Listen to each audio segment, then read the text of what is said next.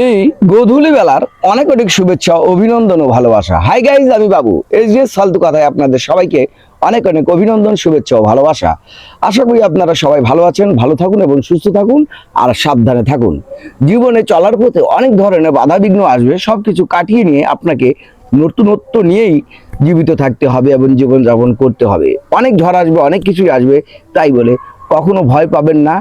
আর সব সময় আল্লাহর উপর ভরসা রাখবেন। হয়তোবা হয়তোবা হয়তোবা সব কিছুর সমাধান হয়ে যাবে আর সব কিছুই আল্লাহ ভালো করে দেবেন। তো আজকে যে বিষয়ে কথা বলতে চাচ্ছি সেটা হচ্ছে, ক্ষেতের মধ্যে একটি গরু ঘাস খাচ্ছিল। ক্ষেতের মধ্যে একটি গরু বা গাভী ঘাস খাচ্ছিল। দূর থেকে একটি বাঘ দেখলো। তো গরুটা দেখতে বা গাভীটি দেখতে খুব নাদুস নুদুস এবং খুবই সুন্দর ছিল।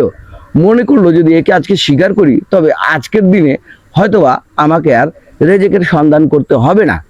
তো যেই ভাবনা সেই কাজ, সে গরুর কাছে গেল এবং গরুটাকে পিটানো শুরু করলো, মানে দৌড়ানো শুরু করলো।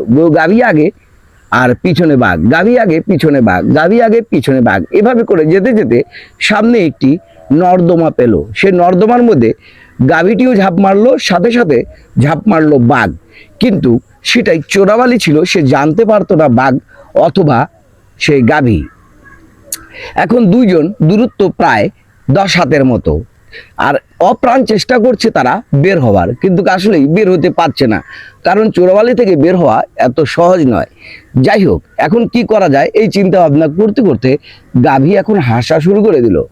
গাভী যখন হাসছে তখন বাঘ রাগে রাগে গর্জন দিয়ে বলল, তুমি হাসছো কেন?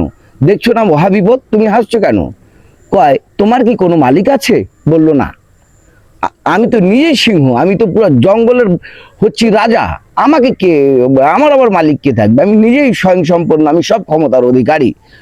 তো গাভী এই কারণে হাসছে যে বললো, আমার মালিক আছে, সন্ধ্যার সময় ঠিক খুঁজতে খুঁজতে আমার এখানেই চলে আসবে এবং আসে আমাকে বের করে নিয়ে যাবে, তোমার কি হবে তুমি তাই চিন্তা করো।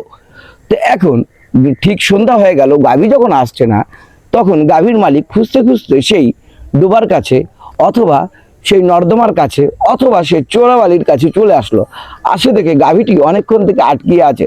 মালিককে দেখে খুব আনন্দিত। কি করা যায়? এখন মালিক লাস্টে বা দড়ি দিয়ে গাভীটিকে টেনে হেঁচড়ে বের করে নিল, কিন্তু বাঘ সেই চোরাবালিতেই ধীরে ধীরে ধীরে ধীরে নিচের দিকে চলে যাচ্ছে। এই কথা সারমর্ম বা সারাংশ যেটি বলি না কেন, এটি অনেক গুরুত্বপূর্ণ একটি জিনিস আমাদের পরিবারের জন্য, আমাদের সন্তানের জন্য। আর মালিক হচ্ছে আমাদের মা বাবা। তারাই ঠিকই আমাদের রাত্রের বেলা, সারাদিন আমরা যাই করি না কেন, রাত্রের বেলায় ঠিকই খোঁজ খবর নেয় আমার সন্তান বাসায় এসেছে কি আসে নাই, এবং কোথায় আছে, কেন আছে, কিভাবে আছে, নানান ধরনের খোঁজ খবর নেয়। সেই মা বাবা যতদিন জীবিত আছে, সেই মা বাবার বা সে মালিককে আমরা যাতে সুষ্ঠুভাবে তাকে পর্যবেক্ষণ এবং সুন্দরভাবে যাতে দেখে শুনে রাখতে পারি। কারণ একবার হারিয়ে গেলে হয়তোবা শ্বশুর শাশুড়ি পাবেন, মা বাবা পাবেন না। তো মা বাবাকে মা বাবার মতো মর্যাদা দিয়ে রাখুন, নাইলে সেই বাঘের মতো অবস্থা হবে। গাভীর মালিক আসে ঠিক গাভীকে বের করে নিয়ে যাবে, আর বাঘ তো বাঘেই থাকে গেল, সে ধীরে ধীরে ধীরে ধীরে ধীরে ধীরে চোরাবালির তোলে হারিয়ে গেল। তো আজকে আমি বাবু এসডিএস ফালতু কথায় আজ এই পর্যন্ত। আপনারা সবাই ততক্ষণ পর্যন্ত ভালো থাকুন যতক্ষণ পর্যন্ত আপনারা নিরাপদে আছেন, ততক্ষণ পর্যন্ত ভালো থাকুন। সন্তানকে যতক্ষণ পর্যন্ত আঁকড়ে ধরে আছেন ততক্ষণ পর্যন্ত ভালো থাকুন। যতক্ষণ পর্যন্ত রাষ্ট্র আপনার নিরাপদে আছে ততক্ষণ পর্যন্ত ভালো থাকুন। যতক্ষণ পর্যন্ত আমরা আমাদের মনুষ্যত্ব বোধ নিয়ে বেঁচে আছি ততক্ষণ পর্যন্ত ভালো থাকবেন না। যতক্ষণ পর্যন্ত আমাদের মনুষ্যত্ব বোধ থাকবে না ততক্ষণ পর্যন্ত ভালো থাকবেন না। নিজের বাবা মাকে বৃদ্ধাশ্রমে রেখে আসে আপনি আপনার সন্তান আর স্ত্রী নিয়ে সুখে থাকবেন, এরকম ভালো থাকারও প্রয়োজন নেই।